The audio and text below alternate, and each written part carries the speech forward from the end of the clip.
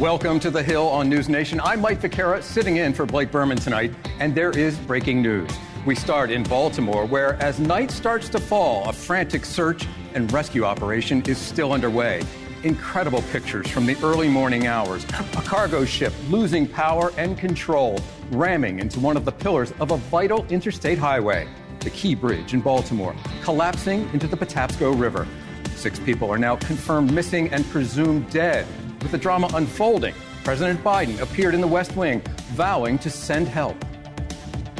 We're going to stay with you as long as it takes.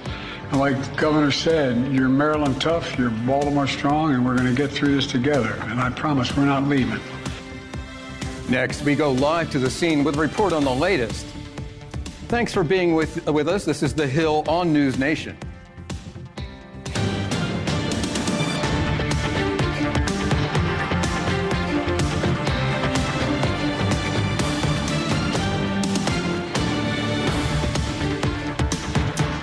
Welcome to The Hill on NewsNation, and joining us today, A. Scott Bolden, NewsNation political analyst and former D.C. Democratic Party chairman, Denise Gitsham, NewsNation political contributor and author of Politics for People Who Hate Politics, Kurt Bardella, NewsNation contributor and Democratic strategist, and, of course, Mick Mulvaney, NewsNation political and economic contributor and former acting chief of staff for the Trump White House.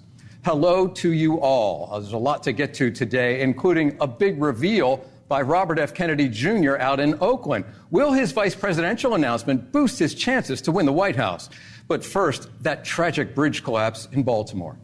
NewsNation Washington correspondent Kelly Meyer is at the White House. But first, let's go to Leland Vittert, who is live on the scene in Baltimore with the latest. Leland, I know you spent time out on the water today. What is the latest out there?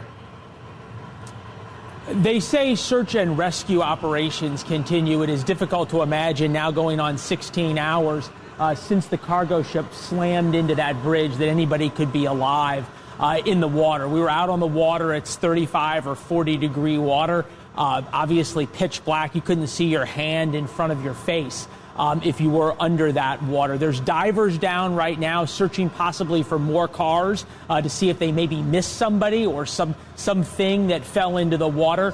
The NTSB has not yet gotten aboard the cargo ship. It was interesting, Mike, as we were out on the boat, we could hear the Coast Guard and the Navy discussing how they were going to get the NTSB drug testing team aboard the cargo ship to test both the harbor pilot and the captain.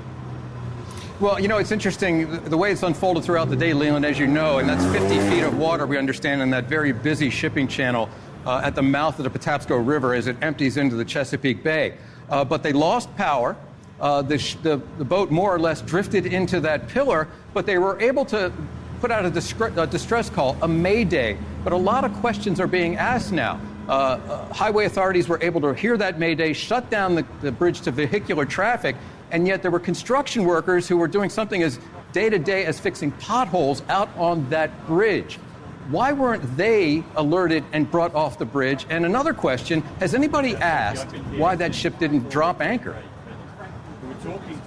I have not heard the anchor question asked. I think there's going to be a lot of questions going forward in terms of exactly what the ship did and what they were able to do because the power was shut down. They lost all control of the ship. Excellent question when it comes to dropping anchor.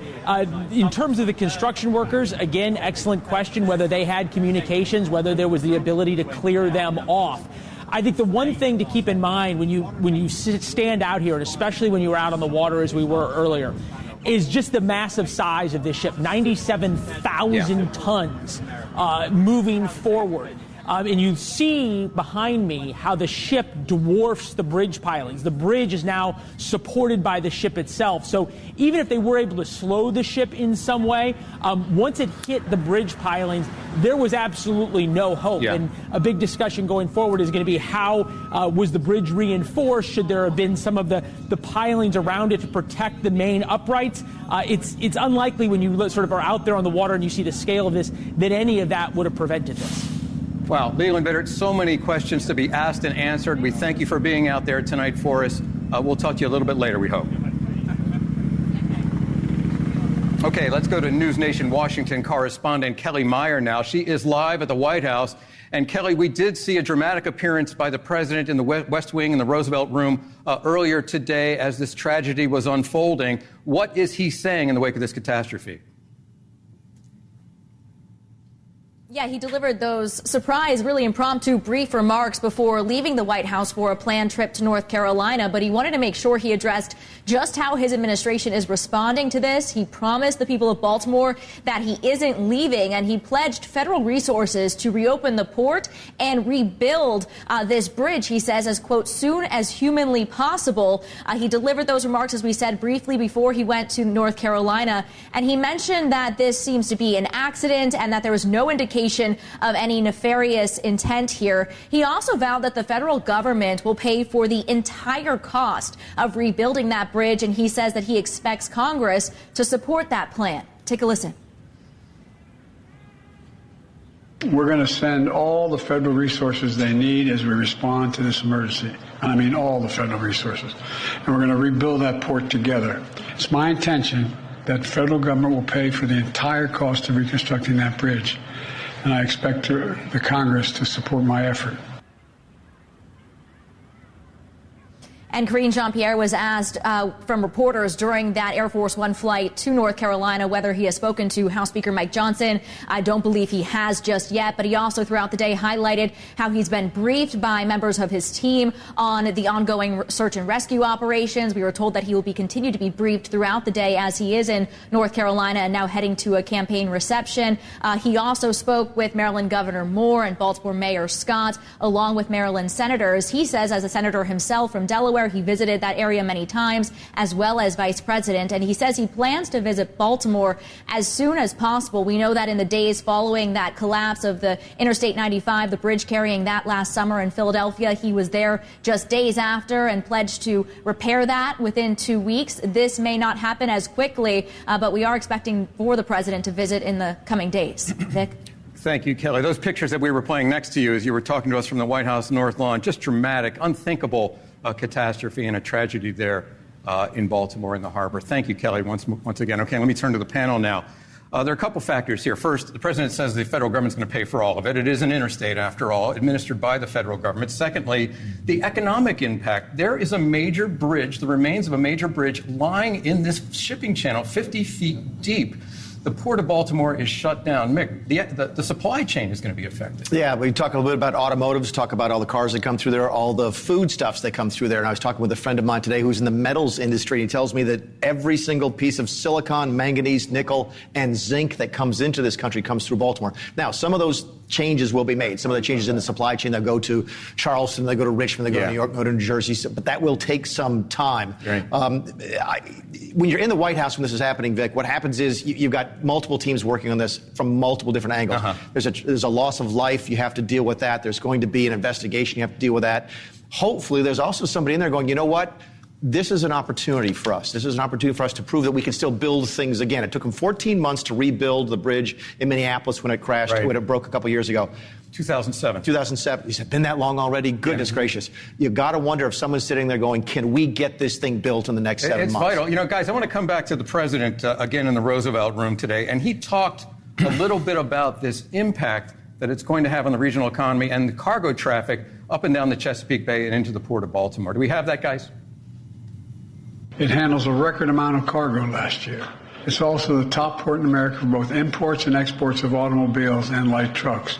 Over 30,000 vehicles cross the Francis Scott Key Bridge on a daily basis. It's one of the most important elements for the economy in the Northeast and the quality of life. Now, the president ticked off some of the statistics for the Baltimore port, and I want to put up some of that right now. We have a full screen. Number one port for cars coming into and out of the United States. I mean, that's a remarkable statistic. Last year, 52.3 million tons of foreign cargo worth $80 billion. It's the fifth busiest port on the East Coast. So, Kurt, what can the White House do, and how important is it that they jump on this as quickly as possible to expedite this process? Well, I think that they need to act as they have as immediately as possible and marshal every resource available. I think there's going to be a lot of interest in what the NTSB, in terms of their investigation. Yeah. You know, just like when something happens with an airplane, we're looking for that box, that audio box of what happened in the cockpit. Well, there's the same type of device on a ship, so that's the audio of that's going to be very revealing. And I think if there's anything involving fault of what happened on that ship, the company whose ship that belongs to, they could also be liable to financially. Yeah, and that's the thing about the government footing the whole bill. And, you know, we were talking about the economic impact, but let's not overlook the human tragedy after this. That's what I was going to say. I mean, these are 6 presumed dead workers who were filling potholes in the middle of the night out on this bridge. Reports now that they came from Central America. Yeah. They were Central American workers. They're in 50 feet of water, 45-degree temperature. And so it's a tragedy of human proportion, economic proportion. This is a big deal.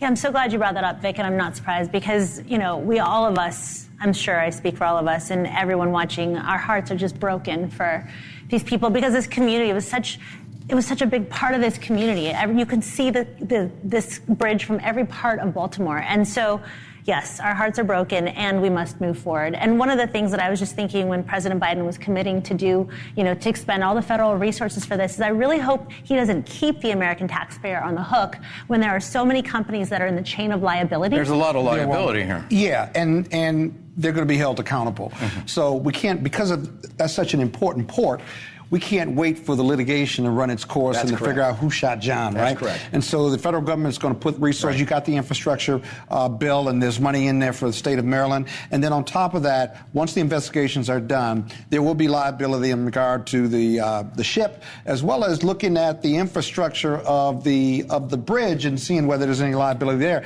There will be reimbursements. There'll be civil lawsuits by the loss of life of the families and what have you. So this channel is shut down. Yeah. I mean, that bridge is resting at the bottom of the channel. And we have no idea. There's going to be an investigation. It's going to have to be left in place, I would imagine, for some period of time. Do we have any idea how long it's going to take to get this channel Well, you've got parallel things going on. You've got the investigation. They're trying to get an STB on the ship itself. They haven't even gotten on the ship.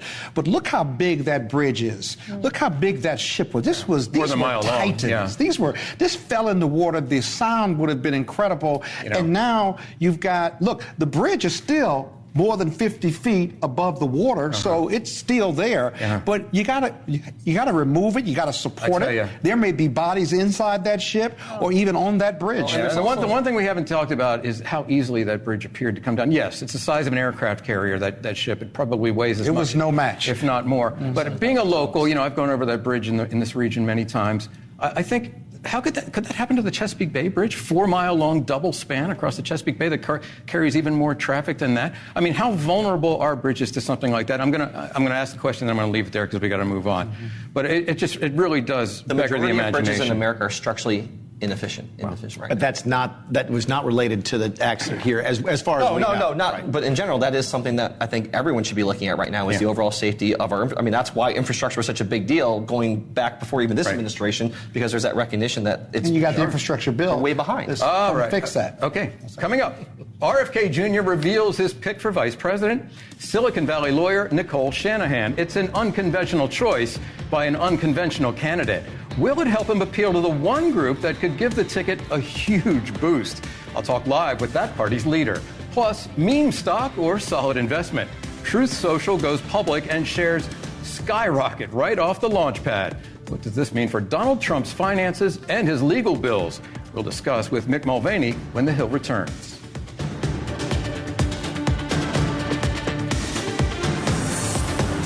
That is why I'm so proud to introduce to you the next Vice President of the United States, my fellow lawyer, a brilliant scientist, technologist, a fierce warrior mom, Nicole Shanahan.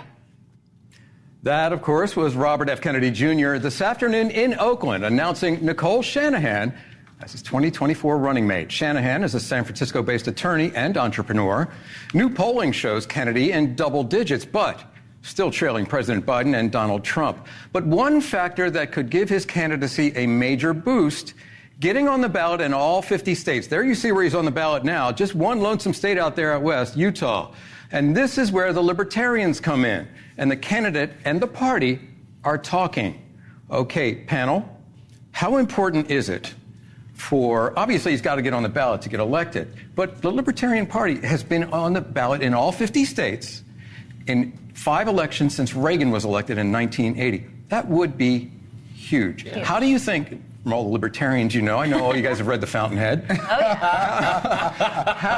I know I have. Yeah. I'm going to start with you, Mick. How do you think they're going to react to this election? And will it help them gain their endorsement? First of all, there's a bunch of different questions there. I have no idea who this is. I thought it was Sergey Brin's ex-wife. She was the lady who paid for his Super Bowl ad. She's on the ticket mostly $4 million worth of ad. To get money, which is a good reason to take a vice president. No one knows who she is, which is fine. I don't think she's going to be the vice president. Well, I mean, again, an unconventional choice by an unconventional candidate. Kennedy, we live in a Joe Rogan world, man. Kennedy screwed up and just didn't understand ballot access. That's Utah's the easiest state in the country to get on, and he needs to be on the Libertarian now to have any chance, or else his campaign is over. But he's got to be the nominee first. Yeah. And one of the big issues with the Libertarian Party and RFK Jr. is that they are anti-war, and he's all about the Israel-Hamas war. I'm not taking sides on it, but they got to get through that in order for him to be a Libertarian. Yeah, there's a lot of difficulties. Yeah, ideological, the Libertarian Party. Very fundamental ideological difference. Exactly. If you are the Libertarian Party. I don't think that he is. I actually feel like he's more for peace, because Nicole Shanahan, specifically, the reason she said that she was supporting RFK is because he was the only candidate that was pro-peace.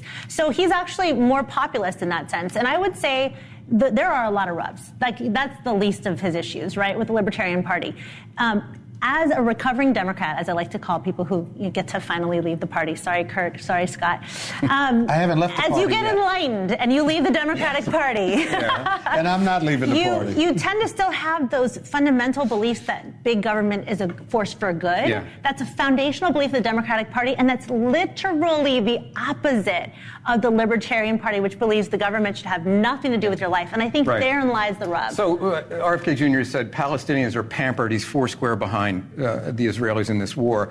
And he's also an environmentalist, and libertarians are not exactly big government environmentalists, Kurt. Well, there's also an environmentalist who's gotten money from big oil. So, I mean, Bobby is a walking contradiction in a lot of ways. Exactly. If you actually look at the trajectory of his career and his, I guess we'll call them beliefs, I think at the end of the day, listen, cash is king.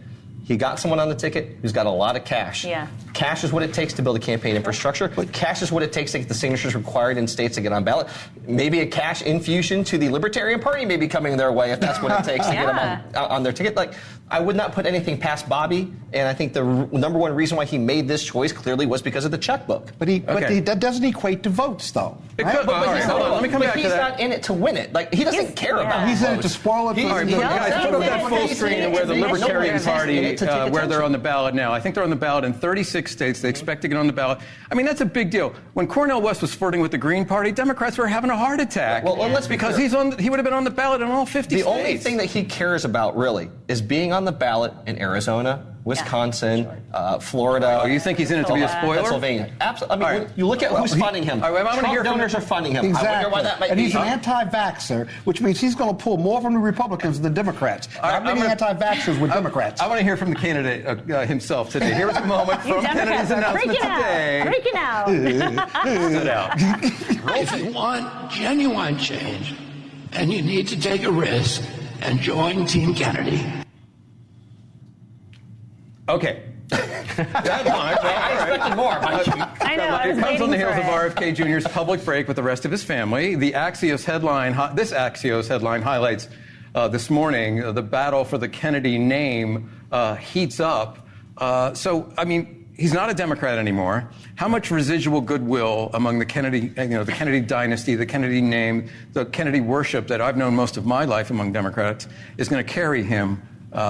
Is going to bring votes to his candidacy? Not much, because the Kennedy family that's opposing his campaign is going to be front and center, and front and center of the Biden campaign as we get closer to November. I think it's going to be more than an offset, and I guess those who don't care or who loved his father, but he's not his father, and he's got to be able to be more than a spoiler, because he'll be hated by both sides if he takes away votes from both sides. Yeah, don't underestimate that. You talked about the human element of what we were talking about before. There is a real human element here of the family against Bobby, and even with Bobby and his wife Cheryl. Listen, I have sat across the dinner table from both Cheryl and Bobby. Oh, yeah? I have played Zoom games with them during the pandemic, a whole community of us. Oh. And I can tell you that this has created such a schism.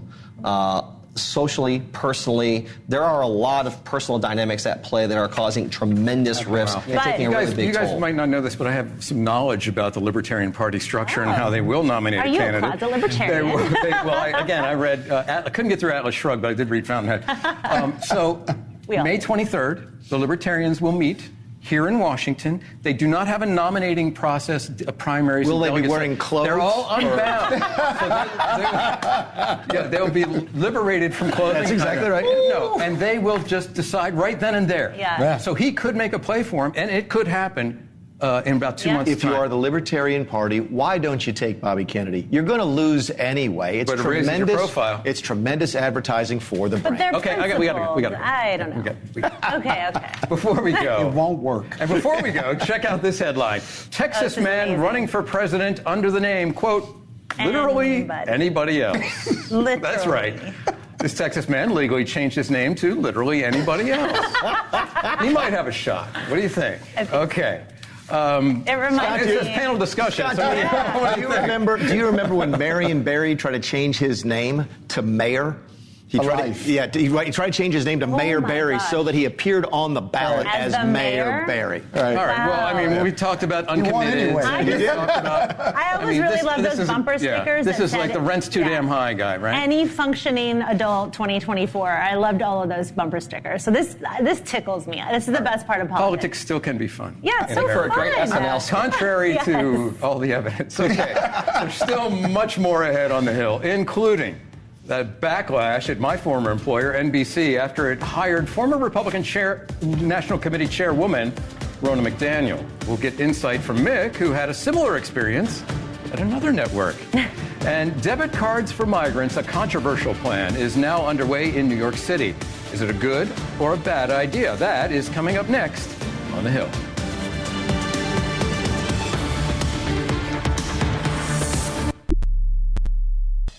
All right, now it's time for our favorite segment, Hot Mic with Mick, or Hot Mick with Mike. We start with reports. NBC News is dropping former RNC chair Ronna McDaniel as a paid contributor.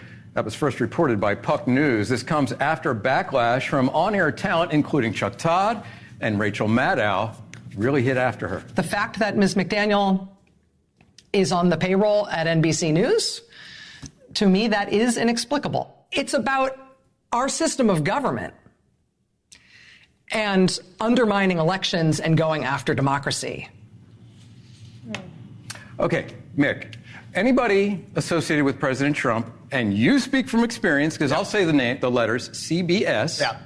You were there for a brief tenure. How many times did they put you on the air? 3. 3 times. And 3, including, I think, on election night, I was in the studio for about 8 or 10 or 12 hours, and I was on the air for 45 seconds. So do Trump administration veterans, are they blackballed on mainstream legacy media? It's Republicans on places like NBC and CBS. Republicans? Michael Steele? Michael Steele's not a Republican anymore. Neither is Nicole Wallace. Neither is Joe Scarborough. In order to be a Republican on NBC, you sort of have to be a Republican who says, my mind is now right. I have seen the light. I'm no longer Republican. I've come over to the other side. It's sort of like going through a Chinese re-education camp. But I got the exact same treatment from CBS. I was not involved with January 6th. I was not an election denier. I got the exact same sort of treatment. Mine came in the form of Stephen Colbert, who called me all sorts of terrible names on the air on his late night show. This is just the wailing and gnashing of teeth. They referred to themselves as the sacred airways of NBC. This is an institution,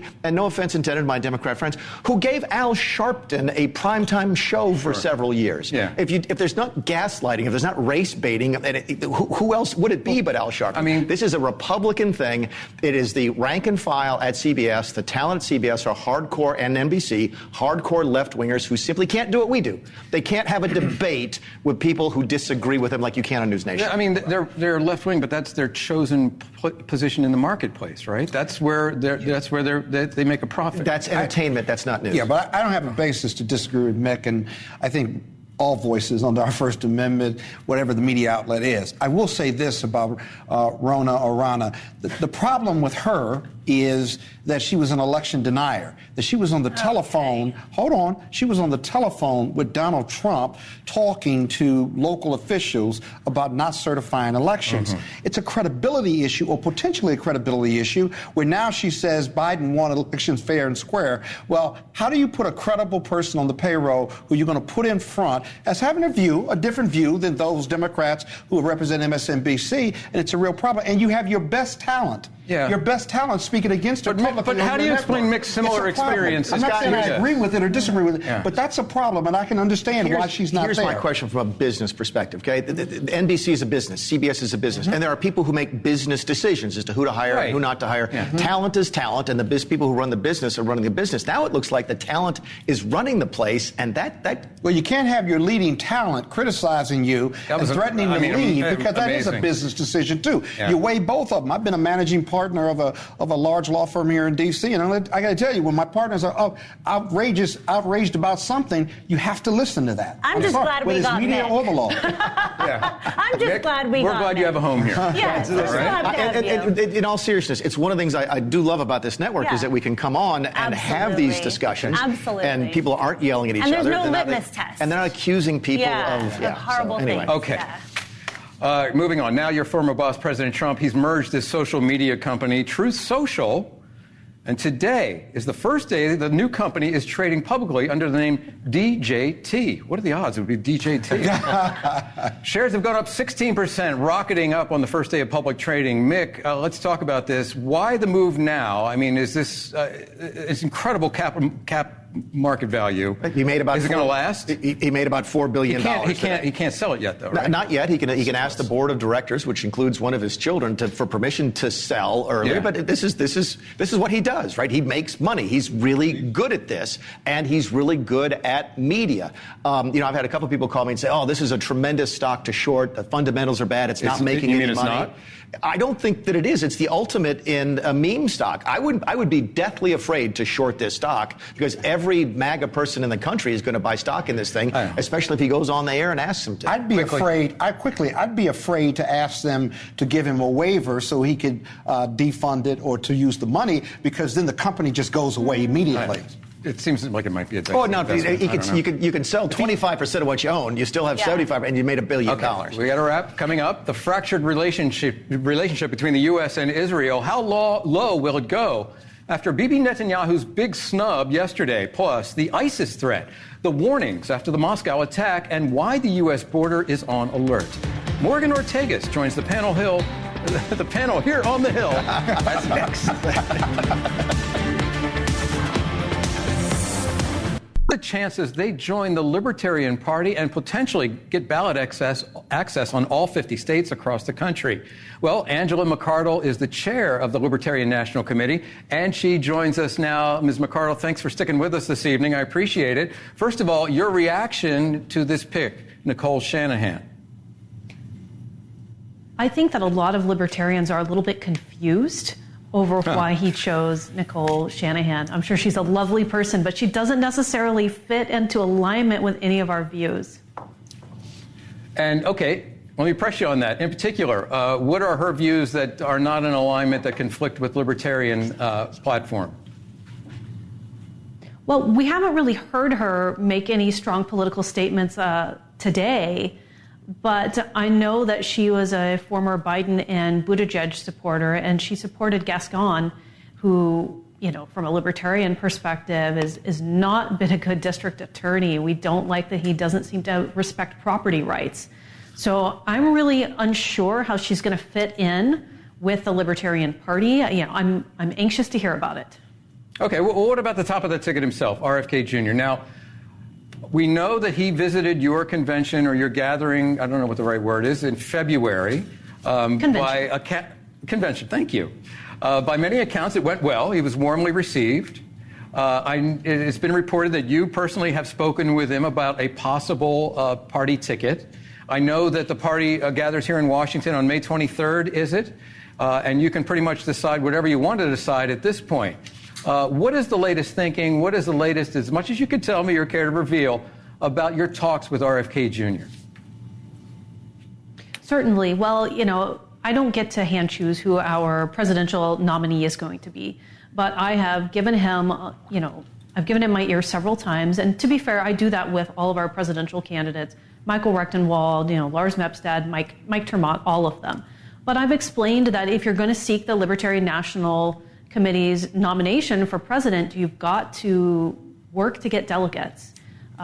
We as members don't cozy up to someone who doesn't want to make an effort to get to know us. And he seemed to understand that. He came to California. He sent some people to New York. Unfortunately, I believe he had a scheduling conflict. But it really remains to be seen what he's going to do between now and May. You've got to work to get your delegates. And usually when people attend these state conventions, they are already going with who they're going to choose in mind. That's why we go to these nominating conventions. We go because we want to be the ones deciding who's going to represent us nationally. Okay, you haven't so far in our conversation had high praise for his choice. You might think she's a fine person, but she doesn't align with your values as libertarians. Is this choice of Nicole Shanahan disqualifying for RFK Jr. To gain the nomination of your party? I can't personally say that it's disqualifying, but it doesn't right out of the gate seem like it's going to do a lot to help. I think that he's going to have to really show us, and she certainly will as well, that they care about individual and economic freedom in particular, and that they want to continue to be, they want to be our standard bearers. And I certainly understand, that they're not going to come into alignment with us on every single issue. And that's happened before in the past with candidates like Gary Johnson and Bill Weld. But, the appetite in the party for someone like Bill Weld right now is not very strong. We want someone who's going to be radical. I just want to ask one final question. Who else are you looking at? Who else are you talking to? Who else could be out there? You're holding something precious and very valuable for someone with aspirations to the White House, and that is ballot access on potentially all 50 states. That's right. So far, Robert F. Kennedy Jr. is the only candidate who comes from a Kennedy family, but who has that star power. We do have a lot of candidates, though. We have Michael Rectenwald, who was a former NYU professor who shot to fame in 2018 over being canceled, as a former Marxist, and he's come full circle as a libertarian. We have Lars Mapstad, who is also a Silicon Valley guy. He was known for, I believe, working on Friend Finder. So no other really big names that I think everybody would recognize yet, but anything could happen between now and the end of May. Well, Ms. McCardle, you're the national chair of the Libertarian Party, and we do thank you for your time today. A very timely interview on the day that RFK Jr. announces his vice presidential pick. Thank you for your time. Thank you. Okay, tonight, more pressure from the U.S. on Israel. Defense Secretary Lloyd Austin meeting with his Israeli counterpart here in Washington today. The Pentagon saying the U.S. is urging Israel to make sure any upcoming military operation on the Gaza city of Rafah protects civilians while providing aid. Today, Lloyd Austin acknowledged U.S. concerns about the dire situation unfolding in Gaza. I look forward to discussing how we can dramatically and urgently ease the humanitarian crisis in Gaza. The safety of the 1.5 million Palestinian civilians in Rafah is also a top priority for the United States. Okay, so let's welcome back Morgan Ortagus, our friend. She's a former State Department spokeswoman in the Trump administration and founder of Polaris National Security. Morgan, thanks again for joining us this evening. Bibi Netanyahu, the prime minister, snubbed the U.S. yesterday by canceling a visit of an Israeli delegation. This is these sensitive negotiations, contentious negotiations about a ceasefire continue. And that was after the U.S. abstained on that crucial ceasefire resolution in the UN. So how should the United States proceed now? Well, I think the Biden administration should basically do the opposite of everything that it's been doing as it relates towards Israel. Abstaining from the UN and letting this resolution effectively go through and take effect is a bad precedent. The Biden administration has it completely backwards when it comes to actually finding an end to this war. If you want to get the American hostages home, which this administration shamefully does not message about enough, if you actually want to get American hostages home, if you actually want to win this war, you need to put the pressure on Hamas, not on Israel. Hamas is the terrorist group that started these terrorist horrific attacks on October 7th. And every time you give Hamas the space to think that they're going to be able to survive and to thrive after this war is over, then they have no incentive to actually negotiate, which is why you always see them walking away from the negotiating table and turning down ceasefire deals. Put the pressure on the terrorists, not on our friends, not on our allies. It's completely backwards. Okay, so what about U.S. leverage now with relations again at a new low, I would say? I mean, they weren't that great between Bibi Netanyahu and President Obama. It seems to be at a new nadir at this point. What kind of leverage is the U.S. giving up by having this contentious relationship? Well, I mean, listen, we've seen the administration, not the administration, we've seen Senator Schumer essentially call for regime change amongst a Democratic ally and to tell people that the prime minister should go. So, how is the government of Israel supposed to feel whenever these types of rules and norms and decorum about how you talk about other democracies are being, just run roughshod over? So at the end of the day, Israel needs America. America needs Israel. This is the only true and thriving democracy in the Middle East. But this is the fallacy that they had in the Obama administration as well, which is they thought if they pressure in Israel, that they would get to a different outcome. We turned that calculus on its head in the Trump administration. We rewarded our friends and allies, Israel and the Gulf Arab states, and we punished the Islamic Republic of Iran and terrorist groups. And it's why we saw the decimation of the physical caliphate of ISIS in Iraq and Syria in 2017 and 2018. It's why we saw the pressure on Iran. And it should be no surprise, by the way, that ISIS is now resurgent under the Biden administration. I'm going to, Morgan, at this point, yield to the gentleman on my left from the District of Columbia, Scott Bolden. He's got a question for you. Hey, Morgan, Scott Bolden here. I don't think Scott. U.S. and how are you? I don't think Israel or the U.S. is going to leave Israel. They're like a family. They're not agreeing on what's going on right now. Yeah. But you've got to agree that the U.S. is certainly not taking it easy on Hamas, but there are 1.5 million innocent Palestinians that you've got to deal with. I don't think that you can go into Rafah without having a two-pronged approach to this thing. You'd agree with that, wouldn't you? And if so, what do you do with those 1.5 million innocent Palestinians? Where are you going to put them? Where do they go? Well, the one thing I know is that neither I nor you, Scott, have seen the war plan for Rafah and what Israel's plan is there. That's true. I do know that there are more aid trucks going into Israel on a daily basis. And I'm concerned about those 1.5 million civilians, absolutely, which is why Hamas should surrender, which is why Hamas should release all of the hostages. By the way, we still have 5 Americans that have been held captive by a terrorist group since October 7th. If Hamas were to stop the hostilities, if Hamas were to release the hostages, then we could get to an end of this war. So I'm incredibly frustrated because I don't think Hamas represents the Palestinian people. I would love to get to a peaceful resolution for the Palestinian people, but they have been failed not only by Hamas, but by the Palestinian Authority leadership, by Mahmoud Abbas, who's lined his pockets, who has house after house, has enriched his children, enriched himself at the expense of his own people. The Palestinian people have been utterly failed by the Palestinian Authority, by Hamas, and by, frankly, all of the Arab nations in the region. And so, yeah, am I worried about those civilians? Absolutely. There's enough blame to go around everywhere. I haven't seen the war plan for Rafah, but I can tell you, if this was the United States and we still had 20 to 30% of a terrorist group on our border with Canada, we would take out that terrorist group. Morgan, thank you very much for your perspective at another crucial juncture, not only in the war in Gaza, but between the U.S. and Israel. Okay. Coming up, money for migrants in New York City. They're now giving $350 a week to migrant families. We'll discuss the controversy.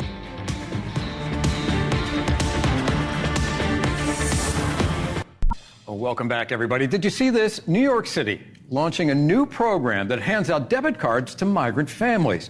The program is the latest attempt by Mayor Eric Adams to deal with the city's migrant crisis. He argues it will bring down the cost of feeding migrants and put money back in local businesses. But it's faced significant criticism, including over concerns over potential fraud in the system. So panel, and by panel, I mean Denise and Kurt. Thank you, Vic. You have the floor. Yes, well, I so appreciate it, first of all. No, zip it. the optics are really bad here. People are struggling, Americans are struggling, taxpayers are struggling, and all of a sudden we have folks like the mayor who's just trying to get costs down. I get it. Incentivizing people to come to New York City because now they're going to get some free food as well. Look, I feel for these migrants. It's not that I don't have a heart. It's just that I feel for our other neighbors, which happen to be tax-paying Americans. Unless you think this is just a Republican issue, I just want to remind you that last November, Cardi B went after the mayor because she said, because of all the migrant surge that was coming in and the resources they were taking away from New York City residents, as did Fitty. There's no reason to say anything. She said it. Cardi B now? You're quoting Cardi B to make your point? She is a prophet on this issue. Does he mean it as an incentive, or do you take him at his word that he wants to put money back in the local economy? I mean, he's got to do something. There's 65,000 people. Right. I mean, I don't call it an incentive. I think that there's a legitimate humanitarian need here to feed people, of course. It's also not a solution to the overarching problem that we have right now either. And I think, again, this is the problem that we have right now. The federal government has failed to do its job for decades now in addressing immigration and migration issues in this country. And states are left to just make it up as they go along, whether it's New York or what's happening in Texas. We're seeing two very different extremes of how to handle this, but there is no continuity in policy right now. And all the while we have a president who has endorsed a bipartisan solution that the Senate has said we'll act on, and the Republican Speaker of the House, a little political today, it's called the Hill, but they will not take it up. Let's get them to do their job here at some point. Did the Senate pass that? Well, if the House said they would actually take up the vote, they would pass it. The Senate has passed it. Speaker Johnson says he'll put the bill in the If Donald Trump passed it, it's like they want to. We have incentivized a process here where there is no benefit to actually acting on the problem. Everyone wants to score political points across the board. I'm a former Republican. We won a special election in San Diego in 2006 solely on this issue. Just to be clear, Democrats weaponize it. Republicans weaponize it. I'm just saying the result is stuff like what's happening right now in New York and in Texas. And America suffers. In the interim, America suffers. We do. Right. If we don't do something about that border, whether it's a Democrat or Republican problem. But it's a presidential election year, and it's just not going to happen. There's one man who can fix it all. It's just not one. Who? One man. Who? Not Donald Trump. President Biden. Not Donald Trump. Executive order. The guy who said that Mexico was going to pay for a wall. Where's that check from Mexico, by the way? Here's a question for you. If all it takes is an executive order for Biden, that was Republicans say, how come Donald Trump didn't do it?